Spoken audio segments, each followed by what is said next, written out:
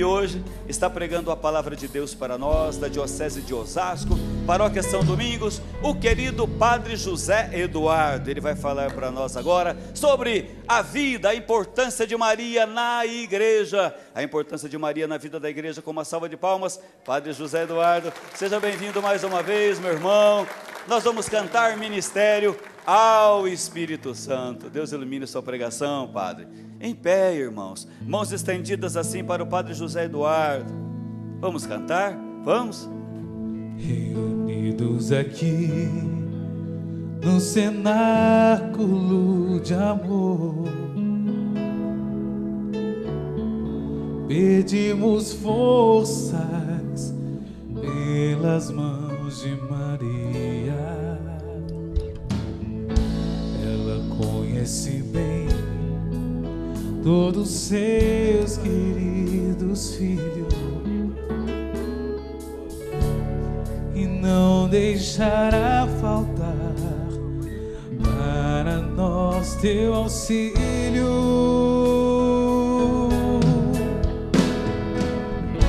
Vinde, Espírito Santo, vinde por meio da poderosa intercessão do Imaculado Coração de Maria, vossa amadíssima esposa.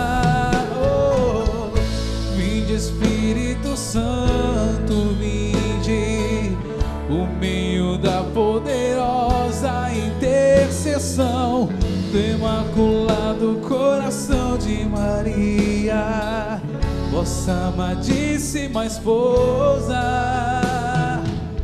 vossa amadíssima esposa. Ave Maria, cheia de graça, o Senhor é convosco. Bendita sois vós entre as mulheres, e bendito é o fruto do vosso ventre, Jesus. Santa Maria, Mãe de Deus, rogai por nós, pecadores, agora e na hora de nossa morte. Amém. Você pode se sentar. Nós vamos falar sobre a importância de Nossa Senhora na vida da igreja. A importância que ela tem para cada um de nós e para a igreja como um todo. É óbvio que se nós fôssemos falar disso com a atenção que o tema merece, nós ficaríamos aqui dias e dias e dias e dias e dias e não iríamos conseguir falar tudo. Porque a importância de Nossa Senhora para nós é capital, é absolutamente indiscutível, mas, sobretudo, é de uma grandeza extraordinária. Contudo, eu gostaria de falar da importância de Nossa Senhora dentro de um contexto que eu vou começar a desenhar agora a partir das palavras das Sagradas Escrituras. Bom, em primeiro lugar, nós estamos acostumados a ouvir falar do Evangelho de um modo muito superficial. Quando eu falo Evangelho, eu estou querendo falar a palavra Evangelho, o conceito Evangelho, a ideia de Evangelho. Infelizmente, as pessoas acham que o Evangelho é apenas o conteúdo das palavras escritas pelos evangelistas no Novo Testamento. O Evangelho é, por assim dizer, o relato, o texto escrito e contido nas Sagradas Escrituras. Embora isso não seja errado, é verdade, o Evangelho é o conteúdo do que está no Novo Testamento, de um modo especial a vida de Nosso Senhor, escrita pelos evangelistas, mas é algo mais que isso, é muito mais que isso. E nós, se não entendemos de verdade em que consiste o Evangelho, nós não compreenderemos a importância que o Evangelho tem, aquilo que de fato ele tem como capacidade para transformar a nossa vida, e não vamos entender a importância de Nossa Senhora, não vamos entender o Evangelho, quer dizer, a boa notícia que significa ter Maria Santíssima como mãe dada por Cristo no alto da cruz. Então nós precisamos entender o que é o Evangelho, precisamos compreender de verdade em que consiste o Evangelho. E Um texto que me parece muito importante para entender isso é o capítulo 1 dos Atos dos Apóstolos, no versículo 8. Quando Jesus está subindo para os céus, nós estamos falando do mistério da ascensão do Senhor, que é o segundo mistério glorioso do Santo Rosário. Ele diz aos apóstolos: não vos pertence a vós saber os tempos, nem os momentos que o Pai fixou em seu poder, mas descerá sobre vós o Espírito Santo e sereis cheios de poder. A palavra grega aqui utilizada é a palavra dynamis. É a mesma palavra que está na raiz da palavra dinamite. Algumas traduções dizem: o Espírito Santo vos dará força. É a mesma ideia. É a força explosiva de Deus. É a força que, de fato, nos dá vitalidade, nos dá energia, nos dá aquele dinamismo responsável por fazer com que a nossa vida cristã seja efetivamente uma vida cristã cheia de intensidade. Bom, esse é um problema porque muitas pessoas têm uma vida espiritual murcha. Talvez você não sinta vontade de rezar, você não tenha vontade de lutar contra o pecado. É verdade, nós somos fracos e às vezes podemos cair. Eu não estou falando de quedas eventuais, de situações que todos nós temos. Estou falando de uma falta de força interior. Tem pessoas que vivem uma vida espiritual murcha. Você vê a pessoa na igreja, parece um cadáver sentado. A pessoa não reage. Vamos rezar. A pessoa não tem força de rezar. Ela não consegue rezar. A pessoa está num grupo, num momento de louvor, falta um pouco dormir. Eu digo, meu Deus do céu, não tem força, não tem energia, não tem vitalidade. A pessoa não se anima com nada. Você fala qualquer coisa, a pessoa não tem vontade. Você fala assim, irmão, vamos fazer uma vigia? Ah, não sei. Vamos fazer um jejum? Ah, tão difícil. Tudo difícil, tudo custa. Porque a pessoa não tem força interior. E é assim mesmo, porque o homem por si mesmo é fraco. Jesus disse que o espírito está pronto, mas a carne é fraca. Então, se você esperar da sua humanidade força para fazer qualquer coisa, se você esperar ter energia vinda da sua própria humanidade para fazer qualquer coisa sobrenatural, você está perdido. Nós, por nós mesmos, não temos força de nada, a não ser para fazer coisas humanas. No âmbito sobrenatural, nós precisamos do Espírito Santo. São Paulo diz que ninguém pode dizer que Jesus é o Senhor senão pelo Espírito Santo. Quer dizer, é o Espírito Santo de Deus que é a própria força que entra em mim. É o Espírito Santo de Deus que me dá capacidade de fazer aquilo que eu não podia. E que maravilha quando uma pessoa de verdade recebe o Espírito Santo em si. A vida dela é marcada por um antes e um depois. Antes, ela era incapaz de fazer muita coisa, ela não conseguia rezar, ela não tinha ânimo para ler a palavra de Deus, ela não conseguia entrar num período de sacrifício, de jejum, de entrega, ela não conseguia superar a dificuldade que tinha para enfrentar certos tipos de pecado. Seu Espírito Santo não consegue mesmo. De repente, a pessoa abre as portas da sua alma para receber o Espírito Santo. E aí ele recebe o Espírito Santo, de repente ele descobre forças que ele não tinha. Ele começa a ler as Escrituras com fome e sede, ele entende melhor aquilo que ouve, ele tem desejo de estar com Deus em oração. Parece que Jesus ressuscita na alma, ele começa a conviver com Jesus como alguém que está vivo, ele começa a tratar a Deus de um modo muito mais profundo, muito mais intenso, a vida dele ganha outra força. Aí você me diz, talvez você está em casa e diz, ai meu Deus, eu não sei o que acontece comigo, eu não tenho força para isso, eu não tenho força de rezar, a minha vida espiritual está morrendo, eu não tenho ânimo para nada, qualquer coisa que eu faço não tem jeito, parece que tudo morre, tudo é estéril. Mesmo você que se diz aí, renovado, está morto, está cansado, está desanimado na sua caminhada, meu filho, o que você precisa é tomar um porre do Espírito Santo. Você precisa ser encharcado do Espírito Santo. Você precisa ser embebido do Espírito Santo. Você precisa receber uma efusão poderosa do Espírito Santo, porque sem ele não dá. É o que Jesus está dizendo para esses apóstolos covardes aqui. Vocês fugiram? Tudo bem. Só que vocês vão ficar aqui. E vocês vão ser cheios do Espírito Santo. E serão revestidos de poder. De uma habilidade sobrenatural que vocês não têm. Pois bem, repare muito nisso. Porque, num outro texto, São Paulo diz, Romanos, capítulo 1, versículo 16. Ele diz o seguinte: com efeito, não me envergonho do Evangelho, pois ele é uma força, ele é um poder vindo de Deus para a salvação de todo o que crê. O Evangelho é uma força, o Evangelho é poder. Olha que maravilha. Romanos 1,16, lido em paralelo com Atos 1,8, nos mostra que o Evangelho é poder, assim como o Espírito Santo é poder. O Evangelho não são apenas os conteúdos escritos, ou os textos narrados. O Espírito Santo é alguém, e o Evangelho é alguém. É o próprio Espírito Santo que vem ao nosso coração. Ele é o Evangelho de Deus.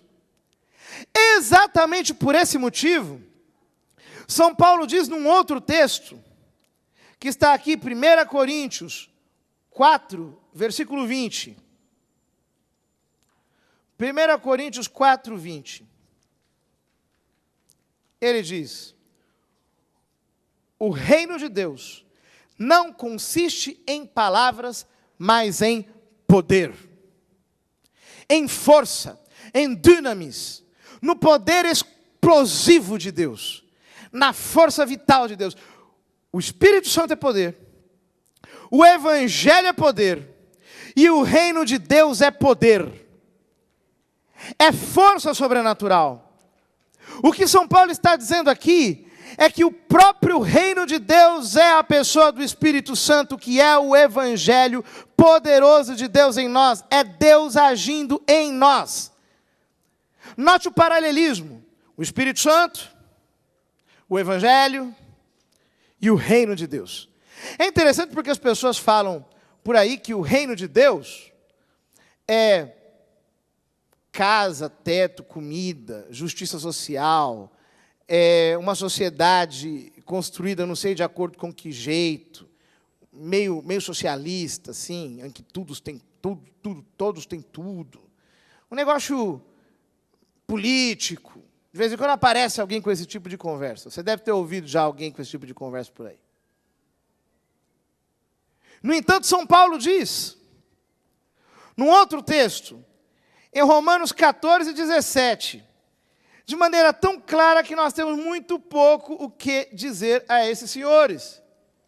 Ele diz o seguinte: o reino de Deus não consiste em comida e bebida, mas em justiça, paz e alegria no Espírito Santo. Justiça, paz e alegria no Espírito Santo. Ou seja, o reino de Deus, a palavra reino de Deus, e isso o Papa Bento XVI, no livro que ele escreveu sobre Jesus de Nazaré, explica muito bem. O reino de Deus não é um substantivo. E por isso Jesus diz que não se pode dizer que ele está aqui ou acolá, porque o reino de Deus está dentro de vós. Ou está no meio de vós. Depende da tradução. O texto grego admite as duas formas. Ou seja, o reino de Deus é o reinar de Deus em nós. O reino de Deus é quando o Espírito Santo se apodera de tal modo de nós, que nós nos tornamos reino dele. Ou seja, nós nos tornamos ambiente em que ele é soberano. Nós entendemos que ele de fato é o soberano. Aquilo que nós não conseguíamos, nós passamos a conseguir. Aquilo que não tinha importância para nós ganha total importância. Aquilo que é secundário se torna primordial. Aquilo que era primordial se torna secundário. Por quê? Porque Deus passa a ser o tudo para nós. O Espírito Santo acende em nós essa luz que faz com que Deus seja vivo. E mais vivo do que qualquer outra coisa. É quando você está totalmente mergulhado na presença de Deus em tudo aquilo que você faz. O reino de Deus é quando nós entendemos a sua soberania sobre nós em exercício. Ele é soberano sobre nós. E quando passamos a viver debaixo dessa soberania, totalmente mergulhados no poder dele, que é o próprio Espírito Santo. Quando nós vivemos assim, de Jesus, buscai primeiro o reino de Deus e tudo mais vos será acrescentado. Por quê? Porque quando eu vivo nessa fé inabalável da soberania de Deus sobre mim, quando eu percebo que Ele de fato é Deus e o Espírito Santo me dá aquilo que São Paulo chama de espírito de revelação, para que eu compreenda a profundidade disso tudo, então a minha vida se abre. Eu paro de ver na retranca, eu me entrego, eu me jogo nas possibilidades, porque Ele é soberano. Tudo concorre para o bem daqueles que amam a Deus. E eu entendo que se Ele é soberano em mim, por amor, então eu estou seguro, o Espírito Santo me dá essa confiança total e absoluta, a minha vida muda por completo. O que eu estou querendo dizer, a partir desses textos, é que o Evangelho é o Espírito Santo, que é o reino de Deus, que é o poder de Deus derramado em nossos corações. O Evangelho não é letra morta. O Evangelho é alguém que é vivo, que se apodera do nosso ser e nos concede uma capacidade que não tínhamos. E quando o Evangelho de Deus entra e começa a nos dominar, e nós passamos a ser completamente apoderados por Ele, então, queridos irmãos, nós passamos a viver crescentemente sob o influxo do Espírito Santo. Você vai se tornando alguém cheio do Espírito Santo, alguém totalmente inundado do Espírito Santo, alguém completamente transbordante do Espírito Santo. Aí você me pergunta, e o que Nossa Senhora tem com isso? O senhor tem que falar da importância de Maria Santíssima? É verdade. Só que acontece que Nossa Senhora, segundo aquilo que nós aprendemos no próprio Evangelho, porque o anjo a saudou ave cheia de graça, como se cheia de graça fosse o seu nome, ave recaritomene no texto grego, ave cheia de graça, transbordante da vida de Deus, transbordante do próprio Deus, transbordante da presença do Espírito Santo de Deus. Ela foi a primeira criatura, depois do pecado original, a ser completamente possuída pelo Espírito Santo. Ninguém como Maria Santíssima teve a alma inundada pelo Espírito Santo. Mas como se não bastasse essa inundação, diz São Lucas, no capítulo 1 do seu Evangelho, que quando Nossa Senhora perguntou ao arcanjo como se faria isso e como ela seria mãe de Deus, o arcanjo lhe disse: o Espírito Santo virá sobre ti e o poder do Altíssimo te cobrirá com a sua sombra. Aconteceu como um primeiro Pentecostes na vida de Nossa Senhora. O Espírito Santo virá sobre ti. O Espírito Santo a desposou. O Espírito Santo plasmou a humanidade santíssima de Cristo dentro do seu ventre. Ele formou Jesus em suas entranhas. E exatamente porque ela foi a primeira a receber o Espírito Santo, quando concebeu Cristo, cabeça da igreja, na manhã de Pentecostes, quando o Espírito Santo geraria o corpo de Cristo e o traria à luz no cenáculo. O próprio São Lucas comenta no 1º capítulo dos Atos dos Apóstolos que entre eles estava Maria, a mãe de Jesus. No segundo Pentecostes, nós notamos a presença dela.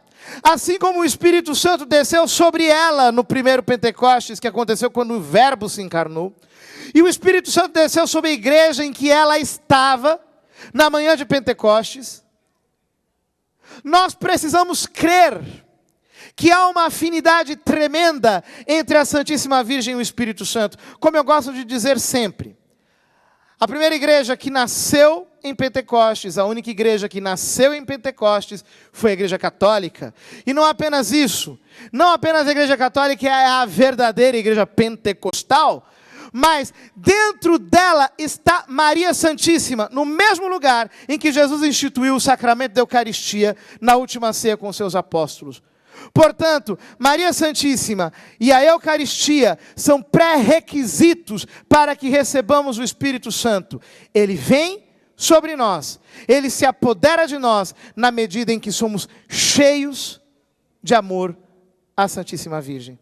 Aí você vai me dizer, como é possível que o Espírito Santo nos encha desse modo por um contato com Maria? Não sou eu que estou dizendo, é a palavra de Deus.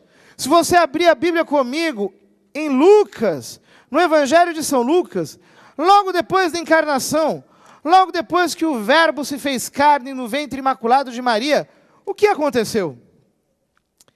Diz o versículo 39, Maria se levantou e foi às pressas às montanhas a uma cidade de Judá. Entrou em casa de em casa de Zacarias e saudou Isabel. Ora, apenas Isabel ouviu a saudação de Maria, a criança pulou de alegria no seu ventre e Isabel ficou cheia do Espírito Santo. Ou seja, um contato com Maria causa em nós uma efusão do Espírito Santo. Nós nos tornamos profundamente cheios dele. Portanto, se você quer ser cheio do Espírito Santo, você quer ser cheio do Espírito Santo mesmo? Você quer ser completamente cheio do Espírito Santo? Receba Maria na sua casa. Permita que a Santíssima Virgem Maria entre na sua casa. Saúde-a e seja saudado por ela. Cada vez que você diz Ave Maria, ela é bem educada. Ela te saúda. E você fica cheio do Espírito Santo, sim. Basta você crer. E a coisa mais maravilhosa é ver nesse texto que Isabel ficou cheia do Espírito Santo, versículo 42, e exclamou em alta voz, bendita és tu entre as mulheres e bendito é o fruto do teu ventre. O Espírito Santo chama Nossa Senhora de bendita antes de chamar Jesus de bendito. Já reparou nisso? Bendita és tu entre as mulheres, primeiro. Segundo, bendito é o fruto do teu ventre. Por quê? Porque o Espírito Santo não tem nenhum problema em louvar Nossa Senhora. O mesmo Espírito Santo que nos faz dizer que Jesus é o Senhor, é o Espírito Santo que me faz chamar Maria de bendita. E não tem conversa. Ele faz chamar de bendita sim. Como ele fez Santa Isabel chamá-la de bendita. Em Lucas, capítulo 1, versículo 42. Portanto, nós precisamos ser completamente cheios do Espírito Santo. São Luís Maria Grignon Montfort diz que assim como o Espírito Santo veio sobre Maria Santíssima na sua primeira vinda, e veio sobre a igreja em Pentecostes antes da sua segunda vinda, o Espírito Santo virá sobre as almas marianas num poderoso Pentecostes. Nós queremos sim avivamento, nós queremos sim ser cheios do Espírito Santo, nós queremos que ainda em nossos dias se levante uma geração poderosamente munida dos dons espirituais para saquear o inferno e povoar o reino dos céus. Mas se nós quisermos um verdadeiro derramar do Espírito Santo sobre a igreja em nossos dias, nós precisamos nos consagrar a Nossa Senhora e ser totalmente unidos a ela. Na medida em que ela conseguir ser o nosso modelo, na medida em que nós, de fato, formos filhos de nossa mãe bendita, o Espírito Santo fará a morada em nós. E como diz São Luís Maria Grignon de Montfort no seu tratado, os apóstolos dos últimos tempos serão mais poderosos ainda do que aqueles dos primeiros tempos, porque estarão imbuídos do Espírito de Maria, num Pentecostes muito mais poderoso, que irá sacudir esse planeta. Vamos, queridos irmãos, ser fervorosamente devotos de Nossa Senhora, porque sem ela, não dá. Não tem jeito. Nós precisamos nos unir a ela. Como não tem Jesus sem Maria, como ele não veio a essa terra sem ela, não adianta. Nós queremos ser cheios do Espírito Santo. Nós queremos prosseguir sem Nossa Senhora. Nós não vamos. E católico de verdade não vai mesmo.